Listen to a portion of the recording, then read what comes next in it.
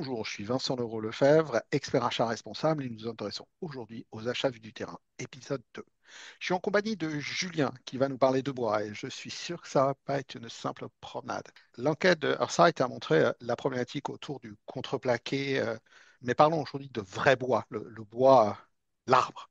Julien, présente-toi.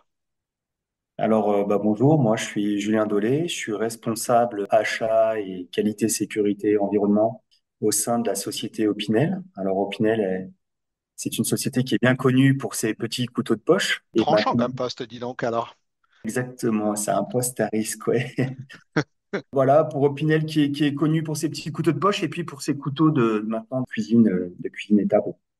Ok, alors pas trop de bruit avec la batterie de cuisine, justement, mais parlons du bois. C'est quoi le bois de façon générale? Explique-nous un peu. Parce qu'on voit du contreplaqué, on voit plein de choses sur le bois, mais c'est quoi le bois?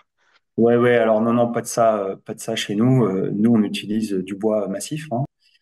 L'essence de bois qu'on utilise principalement sur l'ensemble de nos couteaux, les couteaux de poche, hein, qu'on connaît bien comme les couteaux de cuisine, c'est le hêtre. En fait, le hêtre, c'est une essence locale, hein, au niveau français et européen. C'est un bois qui est disponible et durable.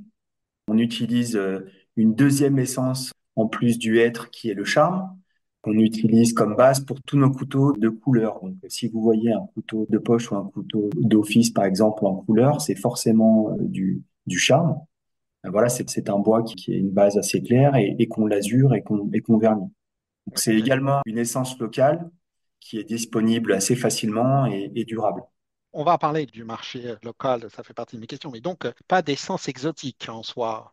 Alors, quelques autres essences. Alors, exotiques. On a l'olivier qui est pas trop exotique, qui est un bois européen, hein, nos Ouais, c'est principales. Olivier du Sud, alors c'est très exotique, mais ça reste Voilà, aussi. alors, il y en a, mais on s'approvisionne pas en France, même si on en a dans le sud de la France. Nous, ça va être essentiellement dans le sud de l'Italie, où en fait, il y a énormément d'oliveraies, hein, pour la culture de l'olive, soit le fruit, soit pour la fabrication d'huile d'olive. Bon, le chêne, le noyer américain et le frêne qui sont des bois locaux et bois exotiques. Et puis comme bois exotique, sinon, ça va être de l'ébène qui vient essentiellement d'Afrique, comme le padouk, qui est un bois rouge et qui résiste particulièrement bien à l'eau. Bah, je te remercie de ces précisions. Donc, gros focus sur du bois très européen. Donc, je ne vais pas dire moins de risques, mais peut-être moins par rapport à la déforestation et au règlement RDU, RBUE qui a été suspendu. Mais le bois, ça représente quoi pour un fabricant de couteaux comme Pinel? C'est quoi son premier poste de dépense, son deuxième poste? Ah, c'est dans les premiers postes. Le bois pour un fabricant de couteaux, c'est une matière noble, belle, durable. Je pense qu'on peut dire que c'est indispensable à tout bon coutelier, à tout bon fabricant de couteaux. Ça amène de la chaleur, ça amène du caractère et un pied au couteau.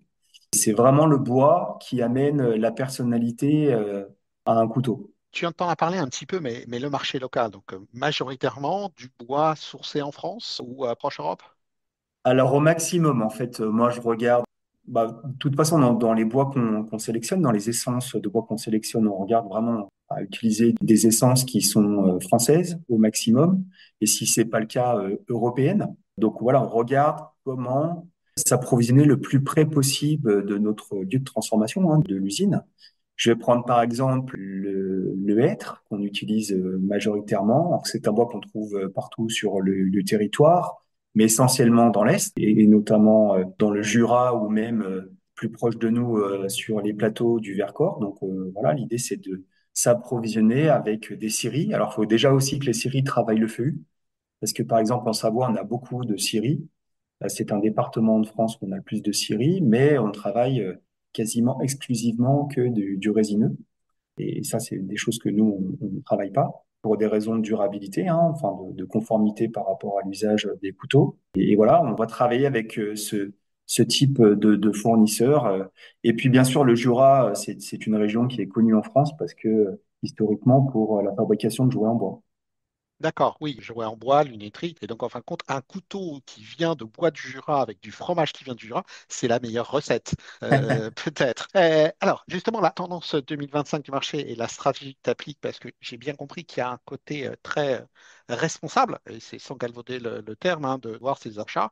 Je ne vais pas faire une conclusion tout de suite en disant t'achètes un Opinel, t'achètes un morceau de France, mais c'est presque ça, ce que je comprends. C'est quoi ta stratégie? C'est quoi, justement, le marché 2025 pour toi et le risque? La tendance à l'achat, elle est plutôt bonne puisqu'il y a une demande qui est en baisse, qui est principalement liée à la réduction de la construction en France, qui est un gros consommateur de bois. Donc ça veut dire moins de demandes sur le marché, plus de bois disponible, notamment pour nous. Donc il n'y a pas de pénurie en vue et il n'y a pas de risque d'inflation des prix. D'accord, donc bonne vision du marché, respect des marges en tant qu'acheteur, parce que c'est important, hein. Ça fait quand même partie de notre métier. Et, ce serait dommage de ne pas le souligner.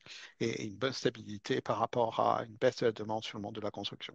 Ok, merci Julien, je te remercie pour ce temps. Je vais poser quand même une dernière question. Précédente invité, c'était une question musique. Là, ce sera plutôt film. Dans ta vision, toi, du monde du bois, c'est plutôt Frères des arbres, un documentaire sur la déforestation en Amazonie, ou plutôt Woodjob, un film japonais de 2015 sur un citadin qui décide de rejoindre un programme de formation forestière en pleine cambrousse, sans grande conviction.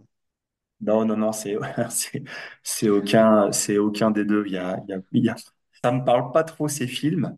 Non, non, nous, la provenance du bois, c'est très important. C'est la raison pour laquelle on s'approvisionne le plus possible en bois local et certifié, parce qu'il faut savoir que le hêtre et le charme qu'on achète localement est certifié PEFC. Ouais, j'ai vu ça, il y a eu un excellent article et un bon retour là-dessus. Voilà, et là, c'est une certification robuste. Ça rentre dans cette logique-là. En plus, local, je pense que C'est c'est vraiment ça. à saluer. Voilà, ça permet de garantir aux acheteurs, aux utilisateurs d'Opinel que le bois qui est utilisé pour le couteau vient de forêt qui est gérée durablement.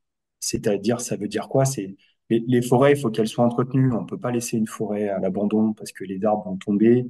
Ça va pousser un peu n'importe comment. Une forêt doit être gérée. On doit, voilà, couper les arbres qui ont de mauvaises formes, peut-être des essences qui nous intéressent pas forcément pour pouvoir que les beaux sujets ou même des essences à risque puissent se développer le mieux possible. Et donc, nous, on s'approvisionne des bois qu'on coupe, justement nécessaires au développement de la forêt.